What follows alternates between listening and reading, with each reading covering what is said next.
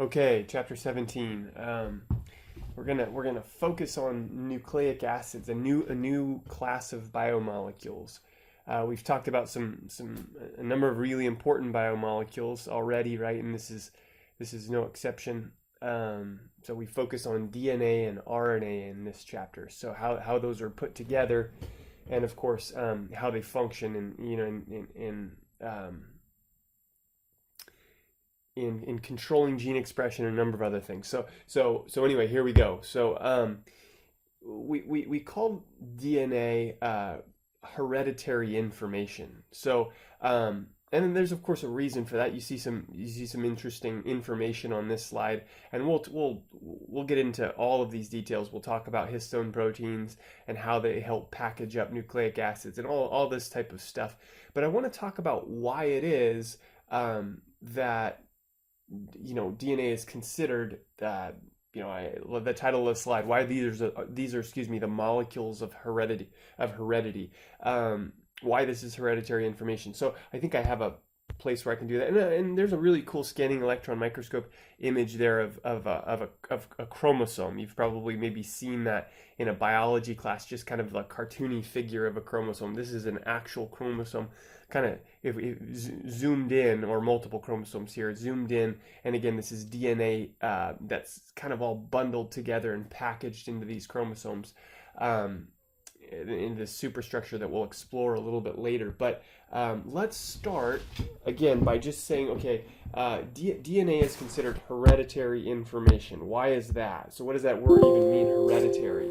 So DNA, thought I had a, no? Oh, that's weird.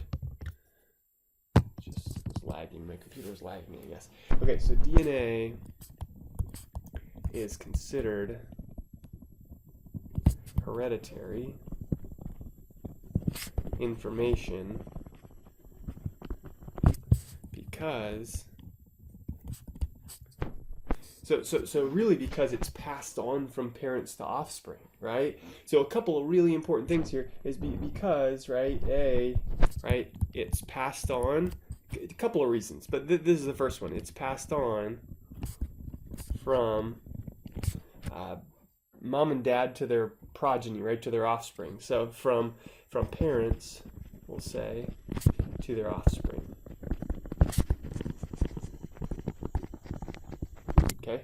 Now, another reason is because it controls gene expression, and that may not, on the face of it, seem like it would make it a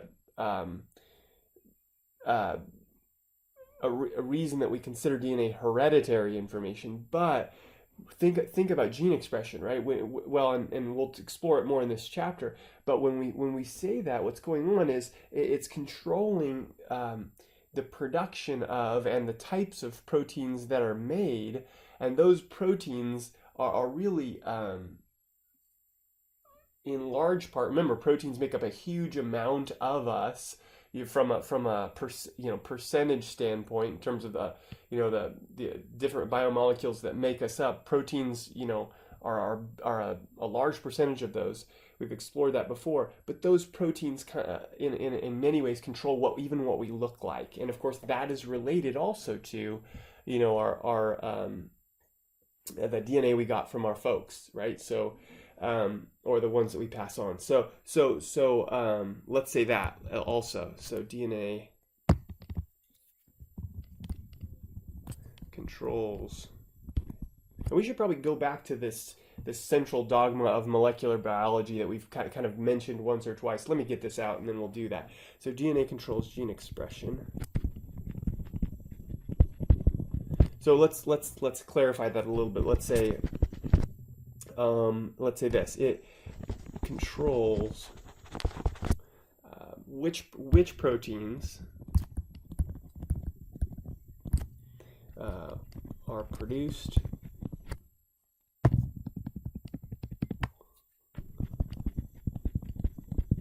right in us, maybe. And this really controls, and there's a good word here we should bring up. This really controls what we call phenotype. Okay, so it controls which proteins are produced in us, which influences, in a big way, influences what we call our phenotype.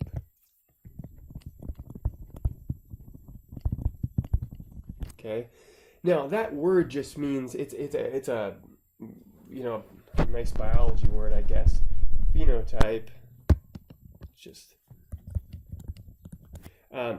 really means or is the same as physical appearance,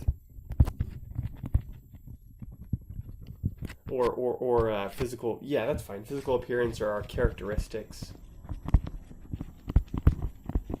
Okay. And of course, that is related to the DNA that we get from our folks, right? So hopefully, okay, so that gives us an idea of why we're considering DNA hereditary information. Okay, now, I said we should explore, go back to this, what we call the central dogma of molecular biology. And I think we haven't made a huge deal about this previously. I know I haven't made you know it or memorize it, but I want you to know it now. The central dogma of molecular biology is this, okay? And we need to understand this and know this, especially now that we're talking about nucleic acids. DNA gets converted to RNA, okay, which ultimately gets converted to protein. And that's really what we were describing up above, right? This idea that gene expression, allows us to, look a certain way or influences the way we, our phenotype, the way we look. But let's even, so DNA goes to RNA, goes to protein, but let's even make this a little bit more specific. A single gene, and again, we explore some of this. We haven't gotten to the. We need to look deeper here before we really understand what we mean by all of this. But let's just write it here, and then again we'll dive in. So a single gene, right? We'll just put on a sequence of DNA.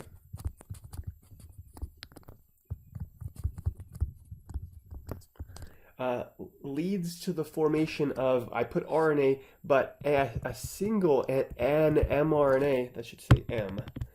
An mRNA. So mRNA is messenger RNA. We'll know that before too long. So an mRNA molecule, okay, which really controls the formation of a single protein. So really, yeah, this is really a single protein here. So just so we're clear, a single gene leads to the formation of an mRNA molecule, which makes a single protein. So, and that's important that we make that distinction, okay? And you'll see why. Okay, now, another thing I mentioned that I'd like to do, I'm just thinking, looking back here to see if there's anything that I want to add before we move on. And again, if we have some of this stuff, we'll get to later. But another thing I said I'd really like to do at this point, once we've at least just introduced nucleic acids, is to say, okay, let's look at the other types of biomolecules like the carbohydrates and the lipids and the proteins, and see what nucleic acids have in common with them. So let's say this, let's say structural comparison of nucleic acids with other types of biomolecules. And this won't be let me just get it out. This won't be like some comprehensive comparison, but just a couple of things that I like to bring up here. Biomolecule. So we can make a list there. And so remember, one of the big things that we've explored is, well, do these things have a polymeric form? Meaning, are there monomers that are linked together into big polymers? So is there a polymeric form? And then if so, what is the unit, the monomer unit? So let's do that. Polymeric form. And we'll just say question mark, yes or no. And I guess we could say what characterize it if we do have one. And then monomer unit. Right? If it's polymeric, what's the monomer that makes it up? So let's just, in no particular order, carbohydrates, and we'll do lipids. And in this case, I guess we could do, well, let's just do proteins and enzymes as one. Remember, enzymes are proteins, they're just catalytic. And then nucleic acids. Okay, so it turns out that nucleic acids are also polymeric. Okay, so when we're thinking about okay, let's start with carbs. And again, you could do this. It'd be a great exercise to pause the video right here and just see if you can fill this in, see what you come up with. But polymeric form, yes, absolutely, for carbohydrates. And now, some carbohydrates, right? We've discussed a lot of the monosaccharides and the disaccharides and things like that. But is there a polymeric form? Absolutely, right? We could even remind ourselves of some of them, right? Amylose, whoops, right? Amylopectin. Right, glycogen, you know, the list could go on. We just don't have. So, for example, this is just for example, right? Amylose and amylose. So there are non-polymeric forms, but there are obviously polymeric forms, right? And the monomer unit, right? Well, there's lots of monomers, right? Lots of possible monosaccharides that are incorporated into these polymeric molecules, these big long chains. But let's just put monosaccharide, and we could put, you know, an example. Right? So, for example, glucose, right? I wish I would have spread this out a little bit. It's going to get bunched up. Actually, let me just do that. It might be worth it. Okay, so lipids. Okay, so for lipids, and let's just do them one at a time here. Is there a polymeric form for lipids? And you're thinking to yourself, and you're saying, you know what? I don't really think so. So let's just put no here, or Na, whatever you like, because there's not really a polymeric form for lipids, right? We have these complex lipids, we have simple lipids, but those aren't big long chains of molecules linked together per se. We have aggregations of lipid molecules to make membranes, still not polymers though, right? So not really a polymeric form. Now we do have, you know, and if we write monomer units here, I guess we could put,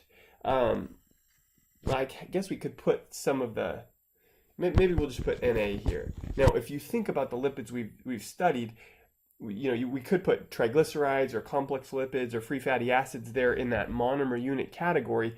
But if we put them in that category, again, monomer, the connotation there is that the monomer is then linked together to form a polymer. So let's just put Na there rather than actually citing those types of lipids that we talked about. Okay, so let's back to proteins and enzymes. And I'm hoping you're thinking to yourself, yes, absolutely, right? Definitely, there's a polymeric form here. And depending upon size, right, we would call these what? Polypeptides, or protein. So polypeptides are proteins. And those are big long chains of the monomer. I'm hoping you're saying to yourself, amino acid, right? That's the monomer unit here. And again, there are 20 that we have to work with there to make our polymers. Okay, now nucleic acids. Okay, here's the comparison, right? Polymeric form, I said earlier, yes, definitely. And then these are what we're going to explore. So DNA and RNA. Those are the polymeric forms of nucleic acids. And here's what we're going to get to. This is a good segue into our discussion about the monomers that make them up. We call these nucleotides. And if we were face to face, I might have asked you those questions just to kind of see how we were doing. And you may not have. Chances are you've some of this you've encountered in a biology class before, but if not, that's okay. You certainly will in a biology class down the way if you haven't already. And it's a really nice thing that we get a chance to discuss it here. So, because in those other classes, right, then hopefully you can bring some of this information with you. So, okay, now couple of things you see. First of all, let me get my laser pointer. Okay, here's just kind of a generic representation of what one of these monomer nucleotides look like. There's 3 parts. Okay, a base, we call it a nitrogenous base, and I'll show you those here in a second.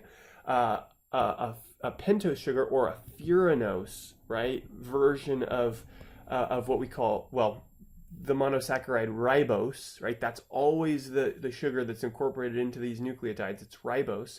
It might be deoxyribose or it might be ribose, as we'll discover. But it's always this ribofuranose, and then there's a phosphate attached to the carbon number 5 of that ribose sugar. So, and again, this will become hopefully very clear to us as we actually start to draw these things out. So we will explore this. In fact, that's probably, let me see what I have here on the next slide. Might have just put a, okay. Yeah, okay, let's just, well, okay. Let's just look at the bases. I was going to start to draw them out, but let's just look at them just the way I put in the slides here.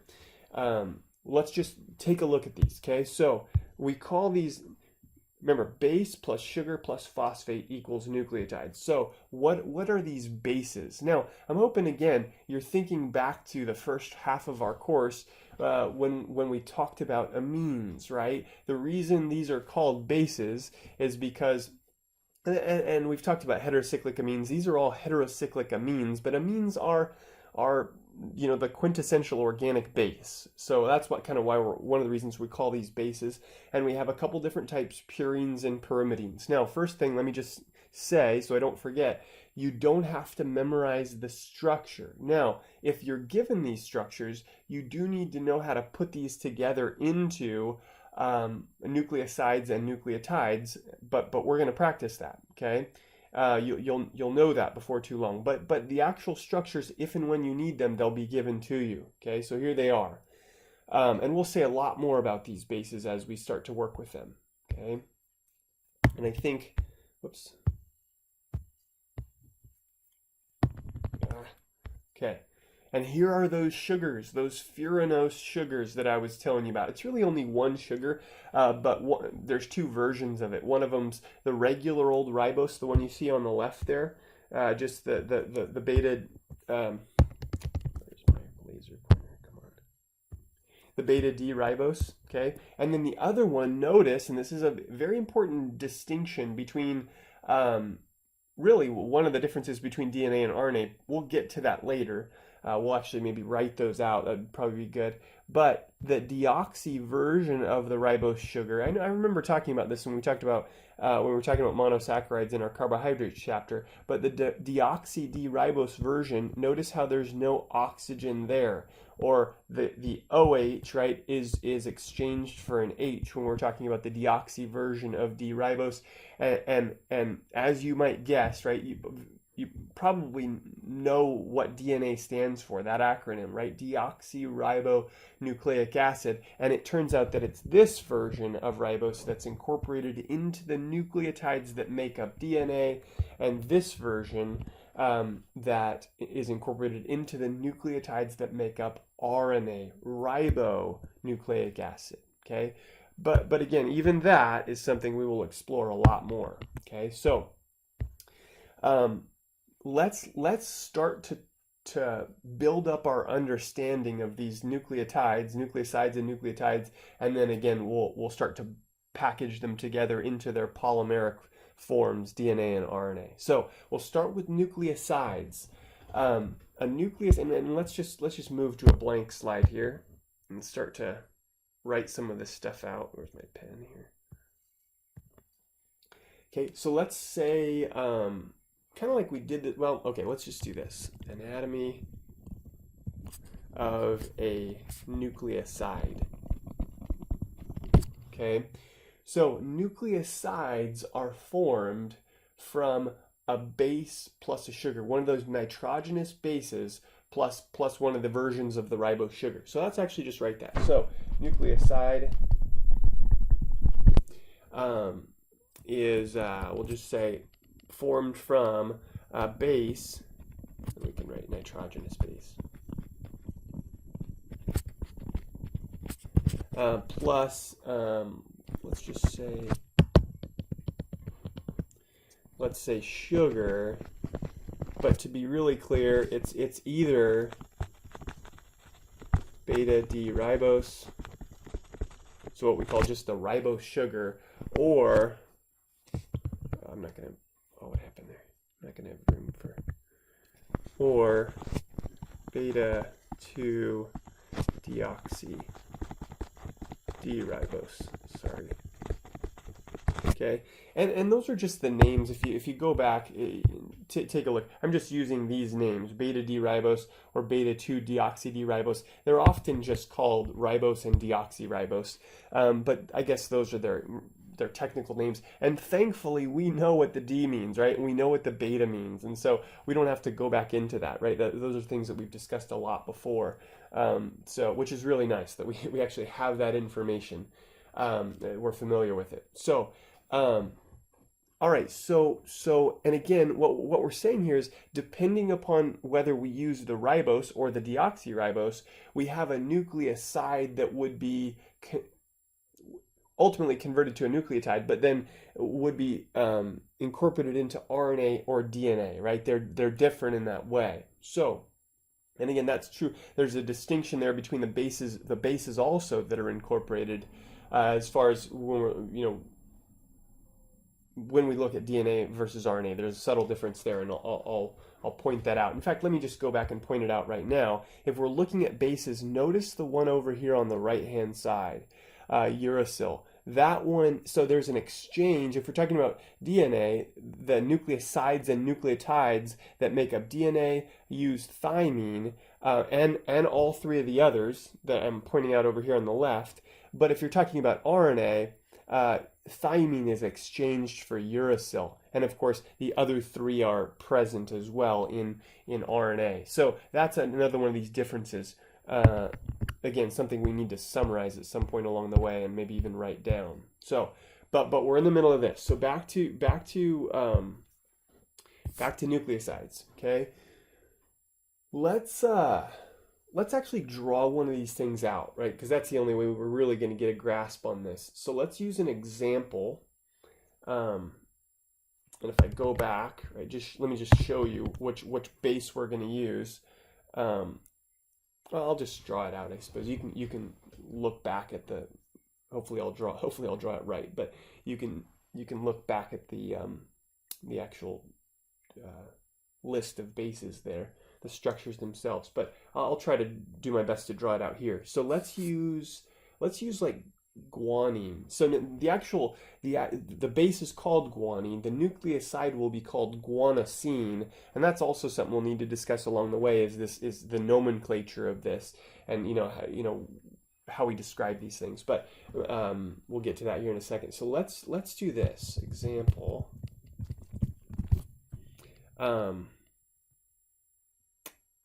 Well, okay, so let's do guanine plus, and let's just choose one. It doesn't really matter. Let's just do beta. I was going to say choose one of the two versions of the sugar. Let's just do beta D ribose. Okay, so we'll do the oxygenated version of the regular version of ribose. Okay, so let me draw. See if I can. I might have to look back, but I think I can make it happen here. We'll see if I can. If I can't, then I'll look back. So this is the beta D ribose. Okay, so there should be an OH and an OH, and this one would be pointed up, and then CH2OH. And that's what I was saying before, is we're familiar with, not necessarily that you have ribose memorized, but we're familiar with what beta means, right? The OH and the CH2OH, the OH on the anomeric carbon and the CH2OH are both, they're on the same side of the plane of the ring. So again, that's something that's familiar to us. Okay, so there's beta D ribose, and here's guanine. Okay, let me see if I can draw this. Remember how to draw this. This would be one of those purine bases. Remember, there's purines and pyrimidines.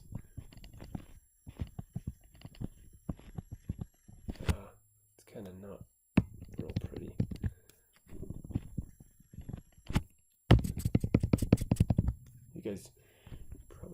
annoyed with how particular I am about drawing these.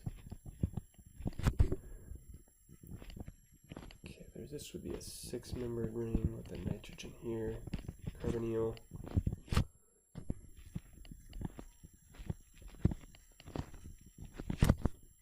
Should be a hydrogen there and NH2 here. Let me see. What else am I missing? Nitrogen there's okay. I think there should be an H here. Okay.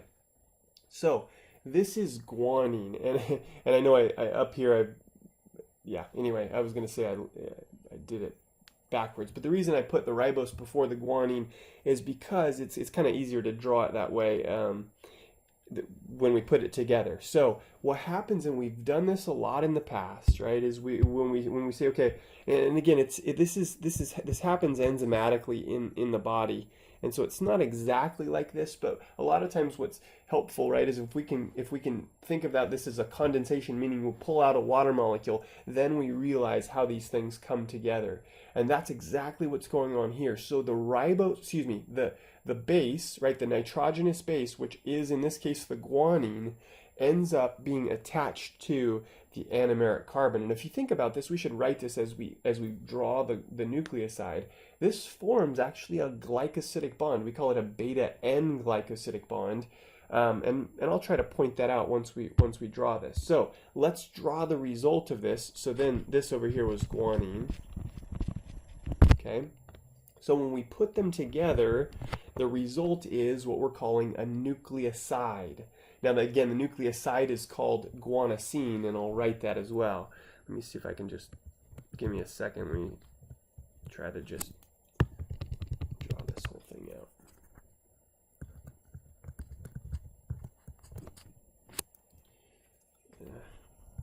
Well, sorry. Again, I'm just kind of annoyed by my structures there.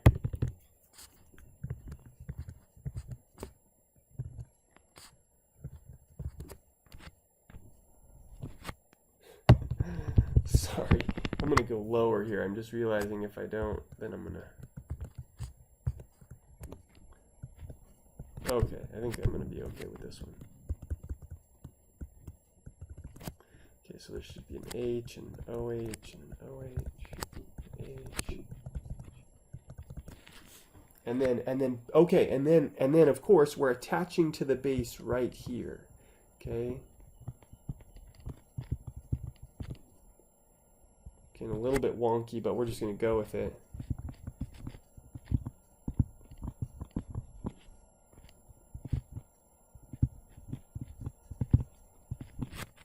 Should be an NH2 there. Let me just make sure I didn't. Okay, I think we're okay there. Looks like everything's intact. Okay, now a couple things that I wanted to point out. Now this whole thing now is the nucleoside. Again, nucleoside is base, nitrogenous base plus sugar, ribose sugar. So the nucleoside here is called guanosine. And there, believe it or not, there's a predictable way of determining that. Whoa, what happened there? And we'll maybe write out some rules for that here in just a little bit. So this is guanosine. Now, I wanted to also point out, I mentioned this is called a beta N glycosidic bond. Okay, and I point that out because we know what glycosidic bonds are. We've talked a lot about them. This is a little bit different type because it's not a glycosidic bond that's linking two monosaccharides, but it is still considered a glycosidic bond. Okay, and again, we know why it's beta and all that sort of thing. So, all right, so that's an example of a nucleoside. Okay, now we're building in complexity. We go from now nucleoside to nucleotide by adding essentially a phosphate. Okay, so we've got another. That's where we're headed next. So let's say anatomy of now a nucleotide. Okay. Now remember, nucleotides are that monomer unit then that we use to make nucleic acids, DNA, and RNA. So let's say anatomy of a nucleotide, and we'll just say, how do we do it on the last one? Yeah, nucleotide is nucleoside plus a phosphate. Okay, what we call a 5' phosphate. You'll see where we attach it. It's actually attached, excuse me, to carbon number 5 of the ribose sugar. So let's just use the guanosine in this case. I don't know how did we write it over there. So yeah, let's just use, so let's say example, formation of guanosine. So well, let's just say guanosine 5 monophosphate.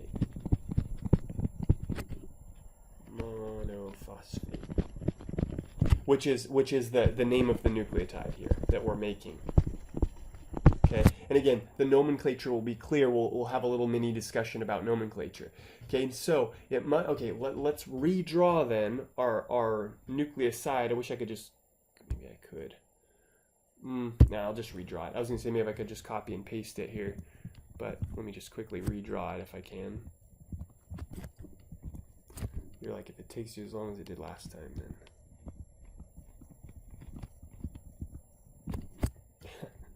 Maybe I should have. No, of course I didn't. Oh. Did I draw out? You know what? I'm just realizing I missed a double bond here. I'm like, wait a minute, those carbons, I don't think they're, because this is, conjugated here. Sorry, I missed the double bond back here. I'm gonna add it. You know what? I'm gonna make sure I did. I'm pretty sure there's a double bond there. Let me go back. Yeah, I thought so. It just kind of jumped out at me, and then I realized, okay, so there's a double bond there and a double bond there. Sorry about that. So it would be there as well. Yeah. Okay, there's a nitrogen and NH, right? And then double bond and an NH2. Okay. Sorry for the miscue there. Okay. And then H and then OH again, because we're using guanosine, not the deoxy version, but just regular ribose sugar. Okay, there's our CH2OH. We're going to add the H's, and we're good. Okay, so now we've made, we've redrawn our nucleoside. Now, here's how a nucleoside gets converted into a nucleotide. We said we simply add phosphate here. Now, I'm going to draw this as hydrogen. Again, I should have, if I'd have planned better, I should have used a little bit more room here, or I could have moved this over. I'm going to use hydrogen phosphate, just to do what we've done before, and that is to then be able to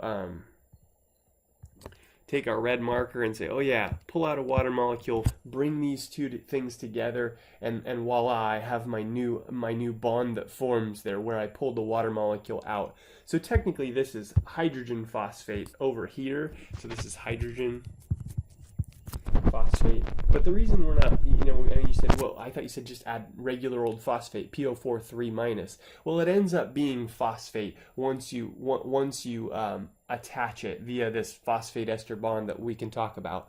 But I use hydrogen. Again, phosphate can be in different forms depending upon the pH, meaning H's can be attached to those oxygens depending upon the pH of the environment and all that sort of stuff. So again, we're just using that to kind of show how this is brought together. So let's try to draw, and we have a nice chunk of room there. I think we'll be able to draw the whole thing here. That again, phosphate is attached to what we call the 5' carbon. And let me actually do that here as well. Let me just write 5' carbon here, and carbon. Really, that just means this convention calling it 5' has been used for a long time. We could just call it carbon number 5, and let's just go ahead and label the carbons, right? Why not? 1, 2, 3, 4, and then 5, just to remind ourselves, right? We start with the anomeric carbon. Again, we've done this many times before. just to kind of demystify this 5' business. Okay, and we'll talk about the 3' carbon and the OH group on the 3' carbon as well. So that's where this is coming from. So phosphate is added to the 5' OH group.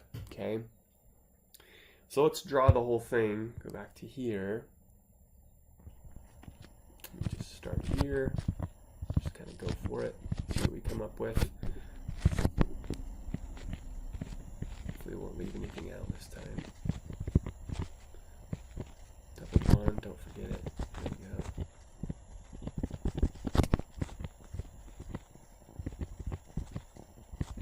go. It's kind of ugly.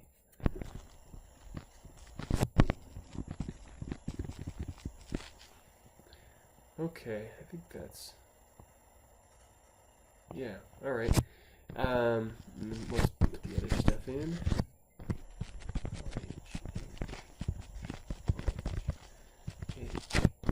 There's a H there.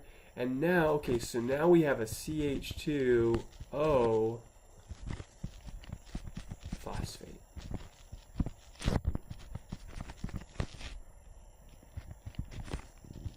Okay, so there's our phosphate attached to the 5' carbon. Okay. What else did I want to say? Okay, and now the whole thing. Okay, yeah, that's what it was. I think I mentioned this a second ago.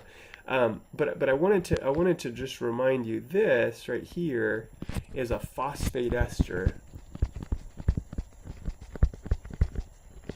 bond. Okay, or just a phosphate ester functional group. And the reason I point that out is, again, some of you have explored some of this in biology, and a lot of times in biology, I remember it from some of my biology classes, is the instructor talking about especially phosphate esters, but also phosphodiester bonds. And I'm going to show you when we start to put nucleotides together into nucleic acids, that phosphodiester bond is something we can focus in on. And again, I remember it being mentioned in some of my biology classes.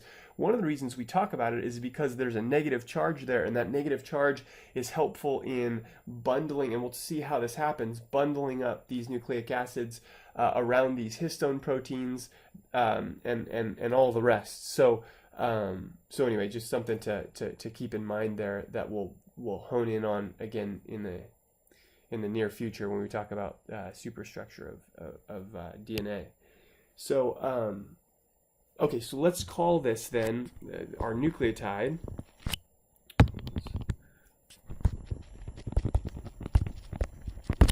And we'll call it, again, there's a name. We called our nucleoside.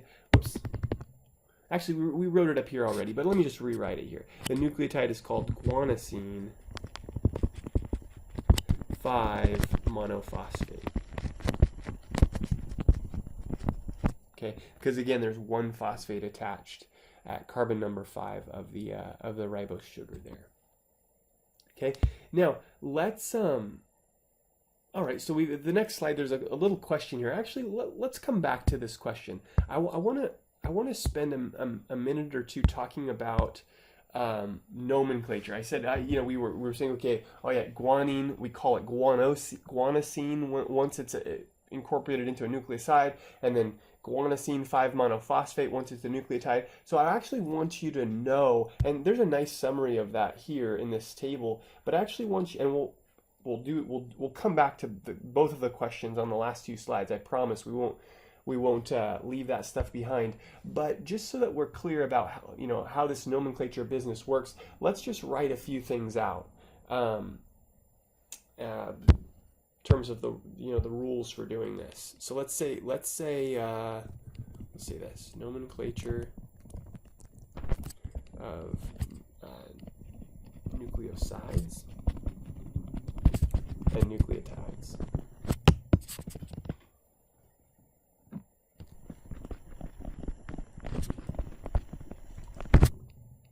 Okay, sorry, I'm gonna get a drink here real quick. Okay, so let's say this. Let's start with nucleosides. Let's say, remember, sugar plus base equals nucleoside. So let's say this: when sugar is added to a base to form a nucleoside,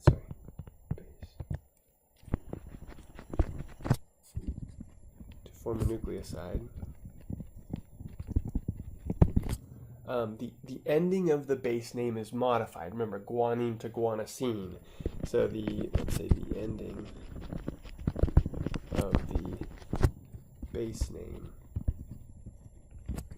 is modified. Okay, and here's how. Okay, so there's two possibilities. It's different for purines and for pyrimidines. So let's say this: for purines, not FOF. For purines, drop the ending of the purine name and add OSINE, like that guanine to guanosine. So drop the ending.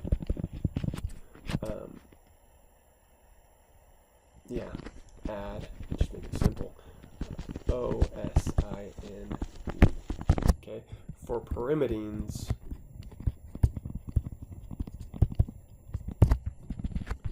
same thing. Drop ending, but instead add IDINE. Okay. So maybe we'll look at an example with a pyrimidine, since we've already kind of seen one with a purine. So IDINE. Now, just as okay, so let's say this. Let's just put a little asterisk next to sugar and put a little note here. If the sugar, and we've talked about this, but just to formalize it, if the sugar is the deoxyribose version of the sugar, so this one, right? Beta-2 deoxy D-ribose, remember? Technical, right? The full name of it. Add the word deoxy to the name of the nucleoside. And if it's the regular ribose sugar, you just don't add anything. Okay. So if the sugar is beta-2 deoxy D-ribose, add deoxy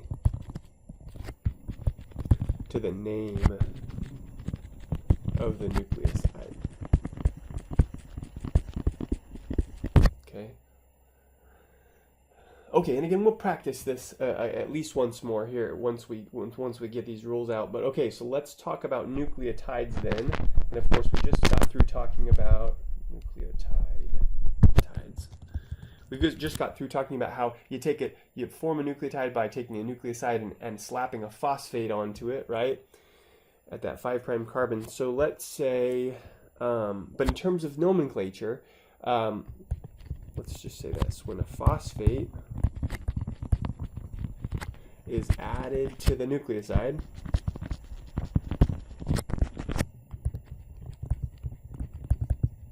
to make a nucleotide, I know this is all redundant, but bear with me. The nucleotide, okay, so let's say the name changes, of course, or we could just say the nucleotide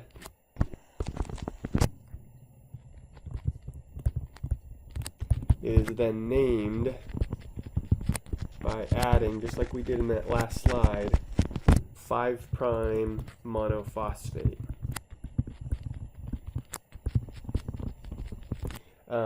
to the name of the nucleoside.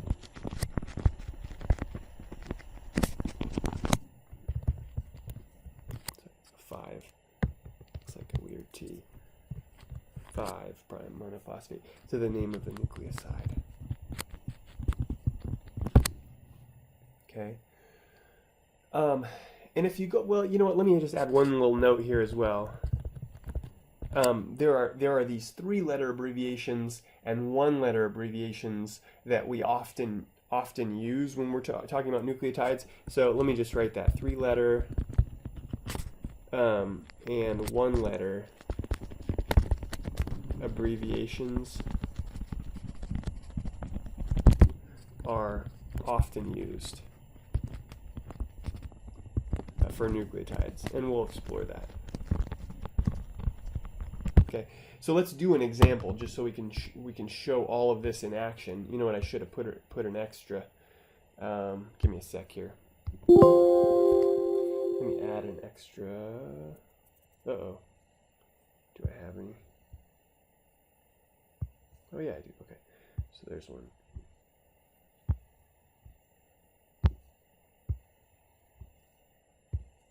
Just so we can do an example to illustrate this. Let's do. All right, so let's do cytosine. Okay, and when I say let's do cytosine, okay, remember, cytosine is one of these nitrogenous bases. It is a pyrimidine, right? So, you know, we're going to name it according to those rules as we incorporate it into a nucleotide first and then a nucleotide. So let's try this. Cytosine. Whoops, yeah, cytosine, that's fine. Let's just say, okay, let's say this is our base, right? Come on.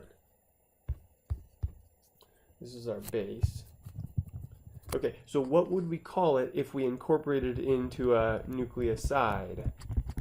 Now, remember, there's two ways of doing this. Incorporating it, into a nucleoside or making a nucleoside with it, right? What are those two ways, right? Hopefully, maybe we're starting to realize that, well, I could either add, I'm adding a ribose sugar to it, but it could be the deoxy version or the regular ribose version. So let's say if we add then the plus beta 2 deoxy D-ribose. Okay, or if we add instead just the beta D-ribose. Okay. I have a slightly different nucleoside, right? So, all right. So back to the nomenclature rules here. Notice, right? I drop that suffix. I drop the ending, and if I'm talking about a purine, and this is a purine, right? Oh, excuse me. This is a pyrimidine. So if I'm talking about a pyrimidine, I drop the ending and I add idine. So in both cases here, I'm going to have cytidine. But remember, I'm adding a deoxyribose sugar in one case and a ribose sugar in the other. And so I need to, when I add the deoxy D-ribose, I need to also add deoxy to the name. So here, I'd end up with deoxy, not cytosine anymore, but cytidine. I drop the ending and add idine. So this would be deoxycytidine. And this would be just cytidine, right? No need to add the deoxy because I'm using the regular version. So, okay, cytidine. Now, if I take this, right, and to it I add, I'm running out of room, so let me just put plus phosphate here. Use a little short arrow. Plus my phosphate or my hydrogen phosphate, right, to add the phosphate to the 5' carbon. I just add, remember, so this would then give us a nucleotide. In both cases, right, I just add the 5' phosphate at the 5' carbon. So plus phosphate, I end up with just adding to the name that 5' monophosphate. Okay, just like we said here, right? If you add it, you throw a 5' monophosphate onto the name of the nucleoside. Okay, so this then becomes deoxy. I'll try to deoxy 5' monophosphate. Incidentally, sometimes you'll see an extra little dash written right there, depending upon, and sometimes the prime won't be there, but I think this is how Bettelheim does it, so we'll just do it that way, and that's fine. So deoxy 5 monophosphate, or just cytidine. Oh, whoops! Yikes! I didn't add the cytidine there. So I'm gonna need a little bit more room. So sorry, I'm just gonna write it here. Deoxy cytidine. Yeah, not just deoxy. Yikes. Deoxycytidine 5 monophosphate. Okay. Yeah. Monophosphate. Okay, and this one just would be cytidine 5 monophosphate, right? Because we're using the regular ribose sugar.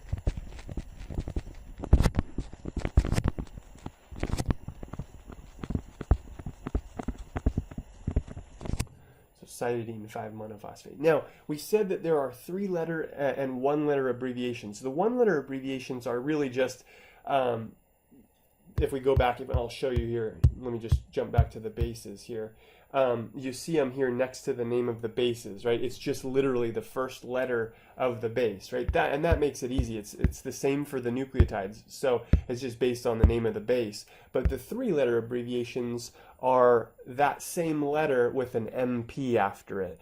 And if you're talking about the deoxy version of that nucleotide, you put a little lowercase d in front of it. So this one would be D. C for cytidine, or cytosine, right, the name of the base, and then MP. And the MP is always there. So that's the 3 letters, CMP, and the same thing is true here, CMP. So again, we just add a little lowercase d here because of the deoxyribose sugar is incorporated into it. And here it's just C and then MP for monophosphate. All right, so that's just kind of a little overview of the nomenclature, and I definitely expect you to know that. Again, this is a really nice little table here.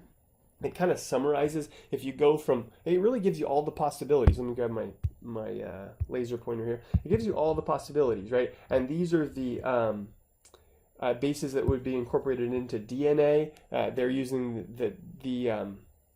again, there's thymine here. Notice it's almost the same floor, except for thymine has been replaced with uracil. These are the ones that would be incorporated into RNA. We still need to make that summary of differences between DNA and RNA. We're getting to that.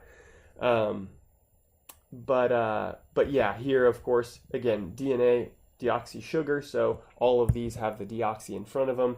These don't, and of course, these are the nucleotide names and the 3-letter designations, respectively. Okay. Now, I think, okay, a couple things here. We need to go back. I promised we would go back and just kind of ask and answer this question. And now's a good time again to pause the video, look at the structure and say, okay, I recognize that this is a nucleotide, right? But, you know, how do I know if this is one that's incorporated into DNA or one that's part of RNA? Now, a couple of things here, right? You could look at the base. That may or may not help you. In this case, it actually does help you. But because anytime you see a T or a thymine base that's incorporated into one of these, you know we're talking about DNA. Again, it's that thymine uracil swap between DNA and RNA. But you could also look at the sugar. Probably that's the easiest way, right? Because you haven't memorized the names or the structures of those bases. So probably simplest thing is look at the sugar in this case. Notice right there, I don't have my laser pointer, right there, right? I don't have the OH, I rather have the H. So this is definitely the deoxy version of the ribose sugar. So this must be one of those nucleotides that's part of DNA, right? It's deoxy ribose. That's part of it. Okay. Now since we've said this so many times already, I might need to grab another slide, and maybe that's a good thing to put, you know, right after that example that we just did. That was a good segue into something that I've been promising to do. Sorry, I'm a little disorganized here. I was just trying to forecast where I would need these empty slides, and I'm needing more than I put in. So let's finally do this. Let's finally say differences between DNA and RNA. And there are 3 main ones that I like to discuss. Okay, so first thing, and we've encountered a couple of them already, actually. So the first thing is the ribose sugar, right? So we would say DNA contains, and this is that example that we just honed in on, right? We just looked at that carbon number 2, right? And we realized that in that last example, there was no OH, it was a deoxyribose, so it must have been part of DNA. That nucleotide must have been part of DNA, right? So DNA contains beta 2 deoxy D-ribose monosaccharides. You know, in its nucleotides, RNA contains regular old beta D-ribose as part of its nucleotides, right, that make it up. Okay, so the ribose sugar, right, would be one thing to look at. Okay? If you were trying to figure out if a particular nucleotide was part of DNA or RNA, so structural feature, structural difference there. Okay, second one, also a structural. I mean, they'll all be structural differences, you know, in some sense. But back to our nucleotides. Notice over here on the right hand side when we're looking at our pyrimidines, DNA contains thymine, RNA contains uracil in place of thymine. So we can just write that, even though again we've seen it. So base, ribose sugar. Maybe we'll just put difference. So base difference, right? Base is incorporated into the nucleotides. So DNA contains thymine, right? And the other three. So, you know, plus plus these three. I hope I made that clear. I guess maybe we should plus all three of these: adenine, guanine, and cytosine. Okay. RNA contains also adenine, guanine, and cytosine, and uracil. Okay. So back to here.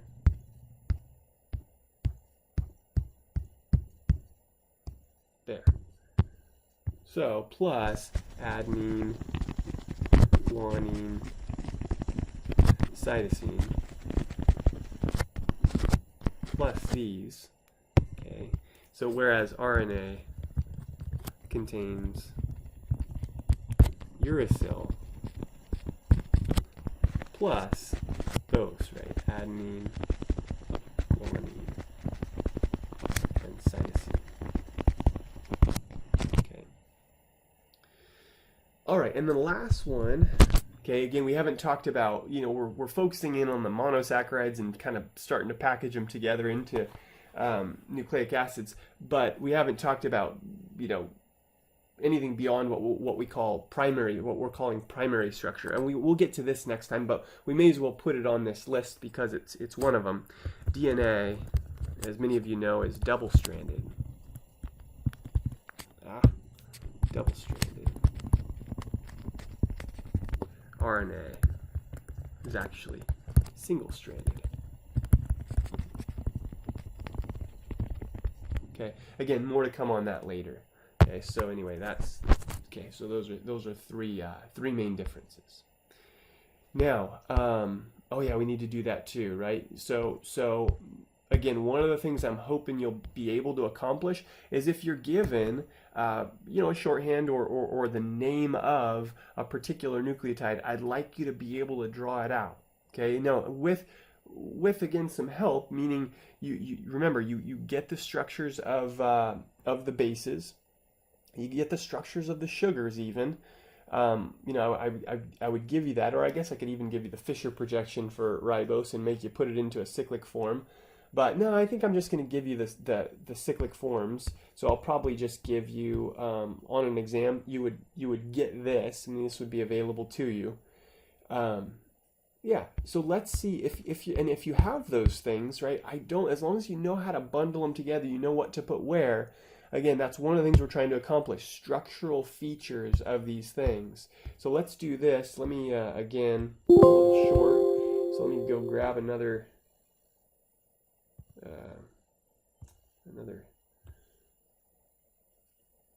copy here. Let's put this one. Went ahead, but let me just put it here. I'll put it back here right after the question.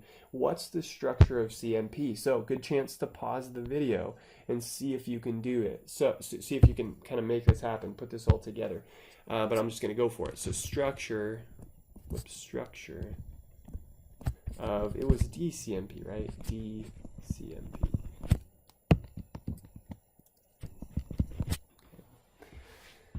And that was the example we used, right? Was this cytosine being packaged into a nucleoside? We called it cytidine, or deoxycytidine in this case. And then as a nucleotide, we call it cytidine 5-monophosphate. So that's really what we're trying. So this is DCMP, which is, right, deoxycytidine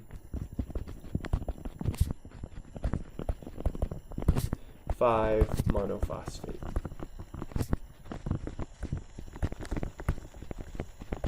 Okay, so I'm just going to go for it, right? I like to usually, when I'm drawing these out, start with the ribose sugar. It's just kind of the center of everything. And then I like to just draw my my vertical lines there, as we've done so many times before. And it turns out, and again, you can look back at this. Hopefully I'll be able to, if I don't forget some double bonds somewhere, be able to remember how this looks. Again, this is a pyrimidine. This is a different, I say different, it's not a purine, it's a pyrimidine. I think there's an NH2 here, double bond there, carbonyl here. Is that an H on that? No, I think it's a double bond, yeah, I'm pretty sure there's a double bond there. This looks a little nicer.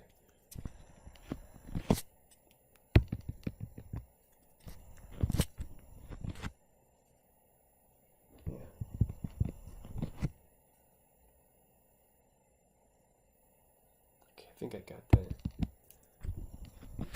got that right. Okay, so that of course is the cytosine base, but it's attached to the sugar there. So and of course this is deoxy, right? So I'm going to put an H there rather than an OH. There's two H's on in that carbon, and this one should be an OH, and this one should be an H and an H, and then of course we have our, whoops, that needs to be a CH2, and then phosphate, right? So O, I guess you could draw the bond there, but it doesn't really matter if we do OP, double bond O, O minus, minus, O minus. And we have it, right? So we've successfully drawn our nucleotide, DCMP, or deoxycytidine 5-monophosphate. Okay. And again, that's just something that I'd hope you'd be able to do. Or again, if you're given structure, right, I'd like you to be able to come up with the name or the 3-letter abbreviation for that matter, right? So, all right. So what's next? All right, primary structure. So what I like to remind us at this point, right? We've in many cases in other chapters, we've taken monosaccharides and packaged them together into polymeric forms, or polysaccharides, or excuse me, polymers. I say polysaccharides, that's just with sugars. But polymers, right, into their polymeric forms. And that's really what we're doing here. And in the same way that in our proteins chapter, remember we called primary protein structure, or when we were talking about primary protein structure, we said primary protein structure refers to the sequence of what? Amino acids, right? So in the same way, primary structure of DNA refers to the sequence of not amino acids, but of nucleotides, right? The monomer unit here of nucleic acids. So that's really what we mean by primary structure. So let's see, couple things, and of course this stuff you need to know. A couple things on the slide, and we'll encounter this all along the way. In the same way that with proteins, right, they were written and read a certain way. That's true here as well. Remember, with proteins, N terminus to C terminus. With nucleic acids, we always write them and read them, typically, I should say, and we certainly will do this in our class. We write them and read them 5' end to 3' end. Again, as we put these together, I'll remind you of that and show you what that means. Okay. So we're given a question. Okay, I'm going to get my pointer out here to try to help us illustrate this. And now that we know, right? Okay, so AGT, is it part of DNA or RNA? And then let's try to actually write it out, draw it out. Now, I'm hoping you're thinking to yourself, okay, we just went through a list of 3 things, right, that are unique to DNA or differences between DNA and RNA, unique to one or the other. So just by looking at this sequence, I'm hoping you see, oh yeah, there's a T there, right? Thymine or thymidine, right? 5-monophosphate or deoxythymidine monophosphate. This is a nucleotide, but just that the base thymine is present there in one of those nucleotides means that we're talking about DNA, right? So that's kind of the answer to this question. We're definitely talking about DNA here. Now, what if we'd have done this instead?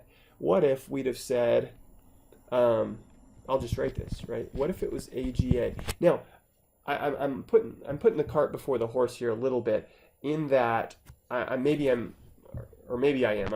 You tell me. You answer this, in your own mind. I didn't. So when I look at that sequence, I just kind of took for granted the fact that we had talked about one-letter abbreviations, and we have a little bit, but we haven't seen it. So let me just remind you, this is a nucleotide sequence, and it's written 5' to 3'. And again, as we write these things out, draw them out, I will highlight the 5' and the 3' so you know what we mean. But again, one-letter abbreviations for nucleotides. So the nucleotide A, then G, then T, from left to right. Okay. Now, what about this one, right? What if we're talking about AGA, and you're thinking, hopefully you're thinking to yourself, okay, back to here, differences between DNA and RNA. So is AGA a DNA sequence or is it an RNA sequence? Now, we don't know based on number 2, right? And we actually would have to be given more information here, right? Because we're like, well, gosh, A and G and A are both incorporated into DNA and RNA. So really the answer to this is, I need more information. Okay, I need more structural information. I actually have to see the ribose sugar, right? Because we know that there's a difference there, the deoxy version or the regular version. Or I'd have to know if it was single-stranded or double-stranded, right? So I really need more information in this case if you're given something like AGA. Okay, now the next thing, and I think I have, I actually made room for this one. So we want to try this. We want to try to draw the trinucleotide AGT. And again, very much like what we were doing in our proteins chapter, we tried to draw like I think we even did like a tripeptide, right? We took 3 amino acids, tried to put them together. So that's really our next job, is we want to try to draw this. So what was it, AGT, right? That must have been, yeah, it was AGT. So let's draw AGT here, okay? Trinucleotide. Okay, now first thing, again, we're drawing this left to right, so A is the first one that we're going to start with. So if we're thinking about how we put these together, it turns out that the phosphate ends up being attached to the 3' carbon. Okay, so that's really what we'll show first, is on the left-hand side, I'm going to draw that A nucleotide. Okay, so I'm going to draw it like this. And again, if you want to go for it, just based on what we've described, this is going to be it is a good chance to stop, right? So what I was telling you is the phosphate is attached at the 3' carbon. Okay, so I should say the phosphate of the incoming nucleotide gets attached to the 3' carbon. So if you take that information, you want to pause the video here and see if you can kind of draw this thing out, be my guest. That'd be a great exercise. But we'll do it together here. Okay. So I'm going to try to simplify this, and just so I don't have to draw out all those bases, I'm just going to put an A there, because that's the base, right? That's part of this nucleotide, and it won't. It'll be just as good with our illustration here. Okay, so CH2OP minus, add our phosphate here to our first nucleotide. This should be A. And we said, because this is AGT, right? Our ribose sugar, I'm hoping you're thinking to yourself, okay, is there an OH or an H at carbon number 2? Remember, this is the deoxy version, so there's going to be an H right there. Of course, an H there, OH, H, and H there as well. Okay.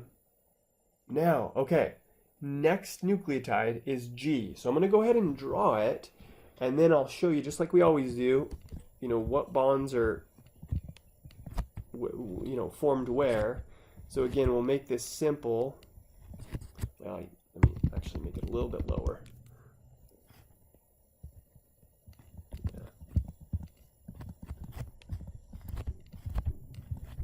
So CH2O O minus, and you know what I'm going to do? I'm going to do the same thing we did before, because again, there could easily be an H there, and let me just put G here, right? Because this is our incoming nucleotide. There's our H, OH, H. Okay, and again, let's get out the red pen and let's say, okay, the new bond forms. We said right here. Okay, so again, we'll pull a water molecule out. And notice what we said was, right, the incoming phosphate, or I should say the phosphate of the second or incoming nucleotide gets attached to what we call the 3' carbon, or carbon, whoops, I was just trying to label these again just to remind us. So, at carbon number 3, okay. All right, so let's, whoops. Let's draw the result, okay? So the result of this is a dinucleotide, right?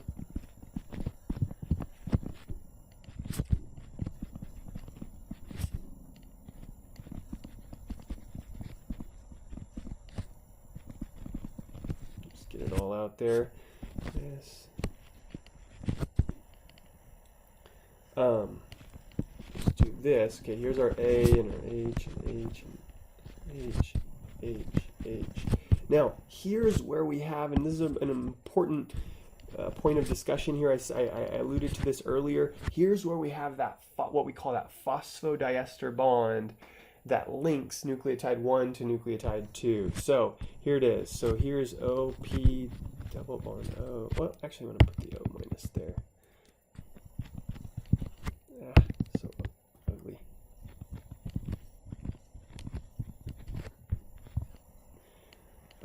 Okay, so this one, I'm losing my bearings here. Yeah, there it is. Okay, so then I can just write my CH2 here. Kind of, yeah, there we go. That'll work.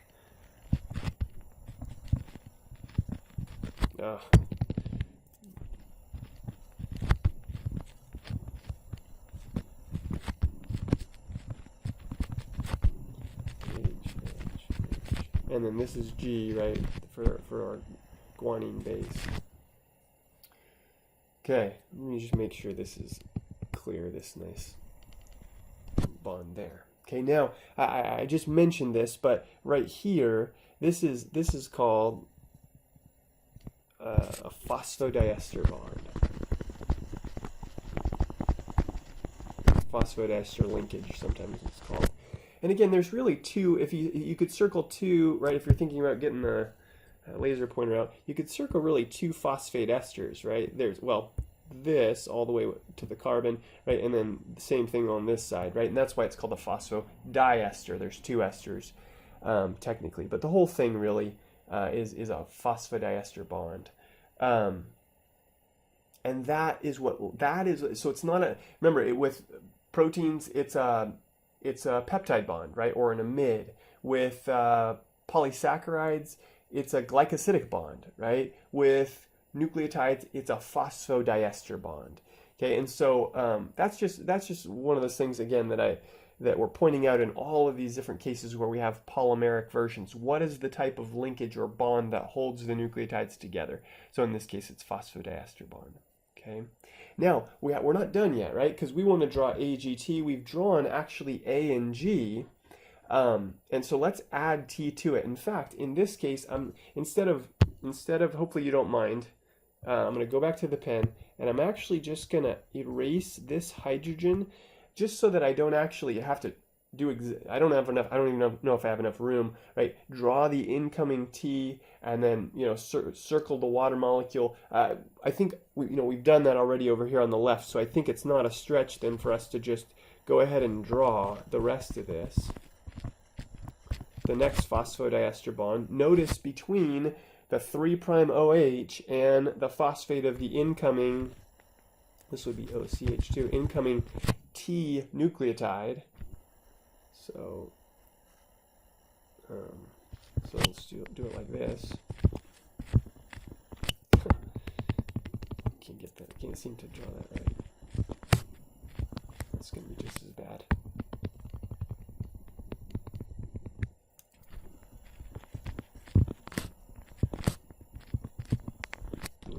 Could be worse. Okay. So then this ends up being an H, and this ends up being an OH, and an H, and an H. And then this, we'll just put a T there again instead of drawing out the base, just to make it simple on ourselves. So this is our AGT nucleotide. Now, so let me just write a note here, and I think I've said this once or twice already, but just so we remind ourselves that when we're making these new bonds, meaning when we have an incoming nucleotide attaching to one that's existing, the 5' phosphate, so when adding one nucleotide, or let's just say an incoming nucleotide to an existing nucleotide, or existing one, the 5' phosphate is added at the 3' OH. Okay, 5' phosphate of the incoming, maybe again just to make this extra clear, of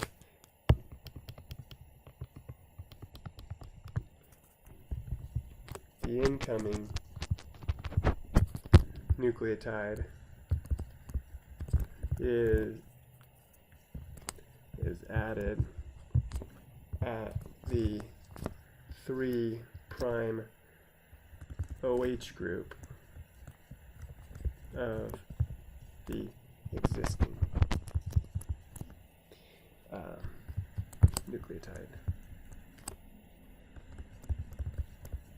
Okay, now the reason I point that out also is because if we're thinking back to AGT, right, here's AGT, the sequence, remember we say on this end we always write this, and sometimes you'll actually see this written like this, with a nucleotide sequence. You'll see that 5', we write it left to right. We said this earlier, we always write it 5' to 3'. And really, if you're circling those things, right, here's what we mean by that, right? If we get a green marker, right, here's the phosphate on carbon number 5, right, or 5', 5' carbon. And here's the OH group at carbon number 3, right? 3', or I'll just put 5' phosphate here. And here we'll put 3' OH group. So if we were to add a fourth nucleotide, it would be added again at the 3' OH group of that last nucleotide.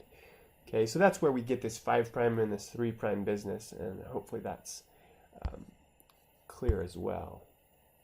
Okay. Yeah, here's just an illustration of, it's just I think from our textbook, yeah, of a sequence of nucleotides. It's kind of, again, one of these cartoony ways that we represent this, because these things get big really fast.